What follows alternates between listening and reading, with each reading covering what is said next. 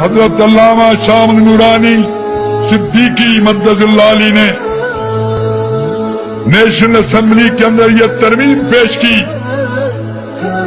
کہ مسلمان صرف وہی ہے حضور خاتم النبیین والمرسلین صلی اللہ علیہ وسلم پر ایمان کامل رکھتا ہے، اور اس کے ساتھ ساتھ جو منکرین ختم نبوت ہیں ان کو دار اسلام سے خارج سمجھتا ہے۔ مرزا غلام قادیانی کافر ہے، جنمی ہے، دار اسلام سے خارج ہے۔ اس کے ماننے والے چاہے لاہوری ہوں یا قادیانی دار اسلام سے خارج ہیں۔